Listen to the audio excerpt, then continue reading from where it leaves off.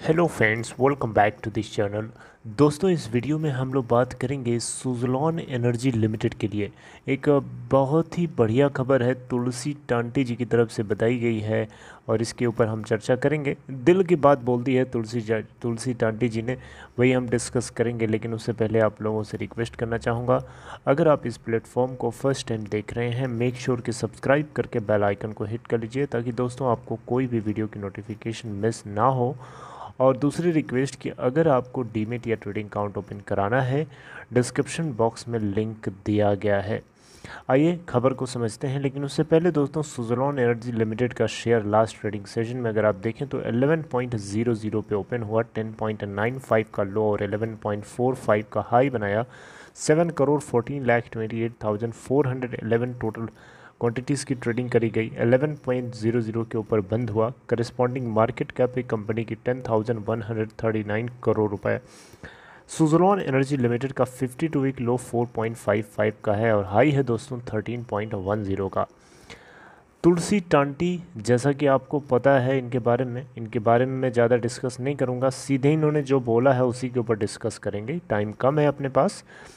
आप देख सकते हैं, India can install 2500 megawatt wind power capacity in current year. Tulsi Tanti, founder and chairman, Suzlon group. Tulsi Tanti ji की तरफ से यहाँ पे पहली चीज़ तो इनसे क्वेश्चन किया गया कि what is your take on the state of India's wind energy sector at the moment. यानी इंडिया के अंदर विंड एनर्जी सेक्टर कहाँ पे चल रहा है, आपका क्या ख्याल है। तो इनकी तरफ से जो बातें कहेंगी वो मैं आपको बताना चाहूँगा। इन्होंने कहा इंडिया के अंदर विंड एनर्जी सेक्टर बहुत ही बढ़िया कर रहा है दो तरीके से। इनकी तरफ से पहला बताया गया तरीका, जिस तरीके से इंडिया अच्छा कर रहा है, इंडिया पहली चीज़ तो टरबाइन को एक्सपोर्ट कर रहा है दूसरे दूसरे मार्केट्स में, ग्लोबल मार्केट्स में। मैन्युफैक्चरिंग कैपेसिटी यहाँ पे अगर हम देखें तो 15,000 मेगावाट की है एंड हम 90% डोमेस्टिक मैन्युफैक्चरिंग खुद ही कर रहे हैं। एट प्रेजेंट इंडिया के पास 75,000 मेगावाट की टोटल इंस्टॉल्ड कैपेसिटी है, पावर है इसके पास। पिछले साल इंस्टॉल्ड कैपेसिटी 1500 मेगावाट की रही और करंट ईयर में एक्सपेक्ट किया जा रहा है कि 2500 मेगावाट की हम और इंस्टॉल कर सकते हैं by changing the reverse bidding process. और हम इस तरीके से डिलीवर कर सकते हैं 10,500 megawatt capacity every year in India, जिसके लिए 70,000 करोड़ रुपए का टोटल इन्वेस्टमेंट की ज़रूरत होगी।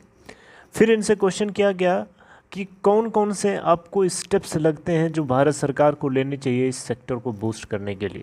तो इनका जवाब बहुत ही बढ़िया है। इन्होंने पहले कहा कि जो रिमोट करंट बिडिंग प्रोसेस है, करंट बिडिंग जो प्रोसेस है, इसको रिमूव किया जाना चाहिए और इसकी जगह पे हमें अडॉप्ट करना चाहिए at a time 7 state bidding process, जिससे वॉल्यूम भी इंक्रीज़ होगा, अनलॉक होगा।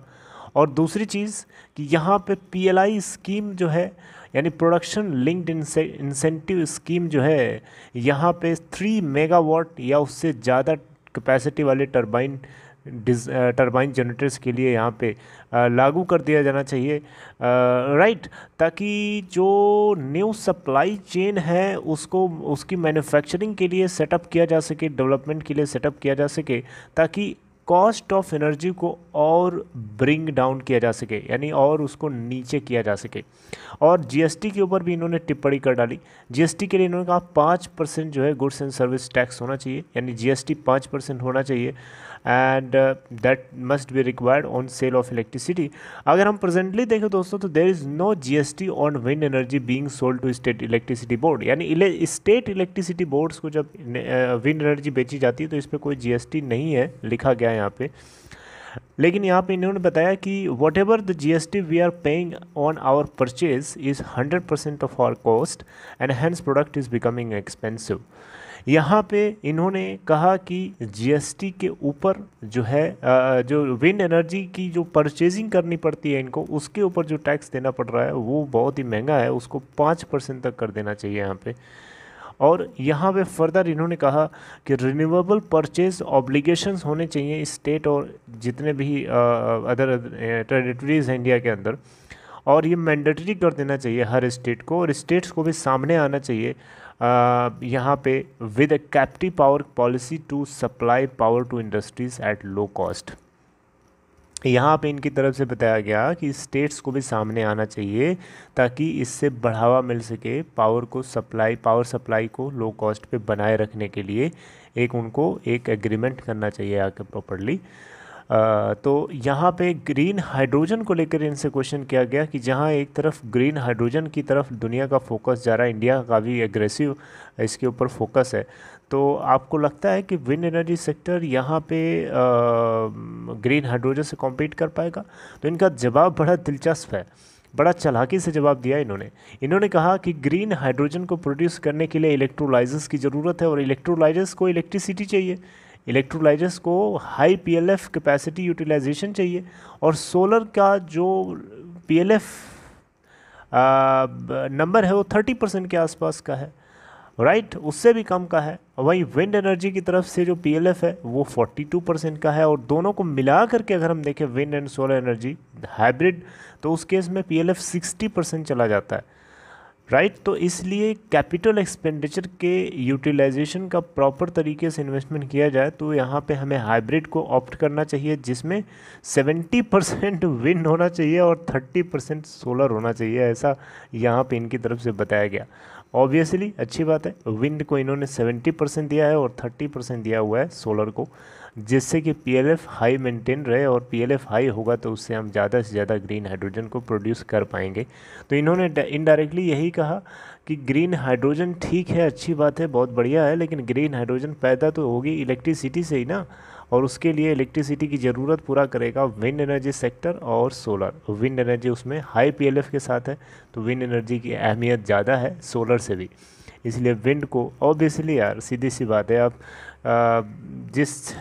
आप केले बेचने वाले से सब केले के बारे में कहेंगे तो वो तो यही कहेगा कि केला बहुत अच्छी चीज़ है, हैं, खाना चाहिए, बहुत हेल्दी होता है। ऑब्वियसली विंड एनर्जी सेक्टर के मालिक से बात करेंगे, विंड एनर्जी सेक्टर के अंदर जो कंपनी रन कर रहा है उसके मालिक से बात करेंगे तो ऑब्वियसली वो कहेगा wind energy sector is better, और उनका कहना भी अपनी जगह कहीं गलत नहीं है, लॉजिकली भी वो अपनी जगह सही है। और डेफिनेटली तो दोस्तों ये सुज़लॉन एनर्जी लिमिटेड के लिए तुलसी टांटी जी की तरफ से एक कन्वर्सेशन थी, एक उसका एक्सट्रैक्ट था जो मैंने आपसे डिस्कस किया। अगर आपको ये कंटेंट अच्छा लगा हो तो अच्छी बात है, इस वीडियो को अप्रिशिएट करने के लिए लाइक कर सकते हैं। And have a nice day, good day and take care.